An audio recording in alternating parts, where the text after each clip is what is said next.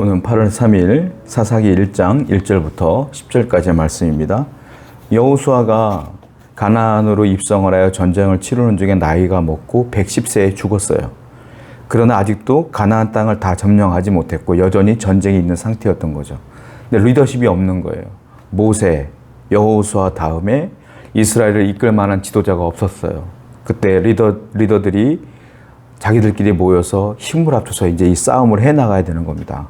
아직도 땅을 점령해야 되기 때문에 그렇죠. 자, 이제 출발을 해요.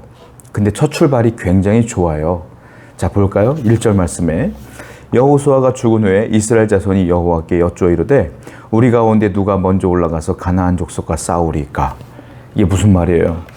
자, 모세와 여호수아가 하는 것들을 그대로 본 거예요. 어떻게 무엇을 하기 전에 모세와 여호수아는 늘 기도했고 하나님께 인도하심을 구했잖아요. 그걸 답습하여 그대로 행하는 거예요. 출발이 굉장히 좋습니다. 뭐라고 말합니까? 하나님, 이제 우리가 싸움을 해야 되는데 누가 먼저 갑니까? 누가 먼저 싸웁니까? 라고 하나님의 인도하심을 구하는 거예요. 하나님 말씀으로 하나가 되어 있는 이스라엘 모습이 등장하게 되는 것입니다. 여러분, 우리도 마찬가지예요. 우리가 하루를 시작하든 인생을 시작하든 1년을 시작하든 무엇을 하든지 간에 시작하기 전에 항상 무엇을 해야 됩니까? 하나님의 인도하심을 구해야 돼요. 하나님 어떻게 할까요? 무엇을 할까요? 어떤 방향으로 할까요? 철저하게 아주 자세하게 하나님께 묻는 습관을 들여야 돼요. 이것이 바로 신앙인의 모습이다 라는 것이죠. 출발이 굉장히 좋습니다. 자, 그랬더니 하나님께서 굉장한 은혜의 말씀을 주십니다. 2절 말씀 볼게요. 여호와께서 이르시되 유다가 올라갈지니라 보라 내가 이 땅을 그의 손에 넘겨 주었노라 하시니라. 유다가 올라가라. 그러니까 하나님께서도 만족하신 거예요. 너희가 나한테 기도를 하면서 시작하는구나. 나의 인도함을 구하는구나. 그래, 유다가 올라가라. 그러면서 약속을 해주셔요. 내가 이 땅을 유다 손에 주었다. 유다가 승리할 거라는 거예요. 자, 이렇게 시작했으니 얼마나 좋아요. 하나님의 은혜가 이제 유다 지파를 통하여 시작되는 겁니다. 승리의 나팔이 울려 퍼지게 되는 것이죠. 여러분, 우리가 이 땅을 살아가는데 항상 자신 있게 살아가야 돼요. 무엇일까요? 나는 승리한다. 하나님께서 나에게 승리를 주셨다. 예수님도 그랬잖아요. 너희는 세상에 담대하라. 내가 이미 세상을 이겼노라. 분명히 말씀했지 않습니까? 세상을 주님이 이기셨어요. 그 주님께 우리가 기도하며 산다면 이 세상의 모든 것들은 이길 수 있다. 이런 마음으로 살아가라 라고 말씀하시는 거죠. 자, 3절을 보니까 이제 조금씩 어긋나기 시작합니다. 1, 2절을 참 좋았어요. 3절부터 조금씩 어긋나요. 3절 볼게요. 유다가 올라가매 여호와께서 가나안 족속과 브리스 족속을 그들의 손에 옮겨주시니 그들이 베삭에서 10,000명을 죽이고.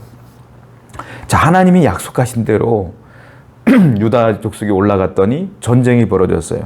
가나안 족속, 브리스 족속을 만났는데 싸움에서 승리한 겁니다. 몇 명을 죽였어요? 10,000명을 죽였다.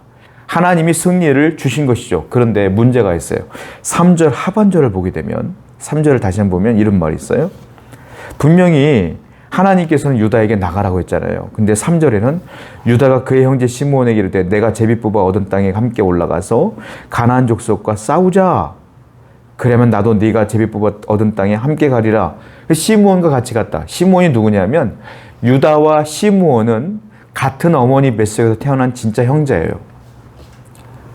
그러니까 완전히 형제예요. 그 유다 땅이 있는데 유다에게 남겨진 땅이 있는데 그 유다 땅 안에 시므온의 땅이 있어. 그러니까 유다의 영역 안에 시므온 땅이 있으니까 유다가 생각할 때 시므온과 함께 가는 것이 더 유리하다.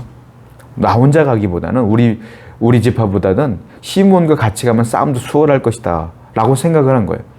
그리고 갔더니 하나님께서 진짜 10,000명을 죽이는 승리를 주신 거예요. 자, 여기까지 해피엔딩 같아요. 그러나 그렇지 않아요. 여기서부터 균열이 시작된 겁니다. 무엇입니까? 하나님은 시므온에게 가란 말하지 않았어요. 유다에게 가라 그랬어요.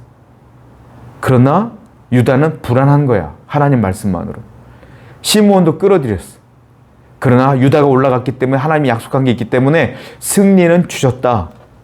그러나 이때부터 순종이 아니라 불완전한 순종으로 바뀌어지기 시작한다. 순종은요, 하나님 말씀하신 대로 하는 게 순종이에요. 불완전한 순종은 하나님 말씀에 자꾸 무언가를 더해, 내 마음을 더해, 내 생각을 더해, 아니면 빼. 이건 불완전한 순종이에요. 승리하는 것 같지만 나중에는 어긋나기 시작한다. 이게 이 문제가 시작되는 첫 출발점이 된다는 것은 유다는 몰랐을 겁니다. 그리고 5절 볼까요? 또 베색이가 아도니 베색을 만나 그가 싸워 가나안 족속과 베색을 죽이니 아도니 베색이 도망하는지라 그를 쫓아가서 잡아 그의 엄지손가락과 엄지발가락을 잘랐다. 자, 왕이 있는데요. 아도니 베색을 잡았어요. 잡아다가 어떻게 했냐면 엄지손가락과 엄지발가락을 잘랐어. 그래서 살려준 거예요. 포로로 잡아간 거죠. 물론 나중에 죽이긴 했어요. 7절 말씀 보니까 다 그 아도니 베색도 죽였어. 어떻게 죽였느냐 하면 수치를 당하게 하게 죽인 거예요. 즉 엄지발가락과 엄지손가락을 죽였다는 수족을 절단함으로 그 왕에게 수치를 안겨주는 거예요.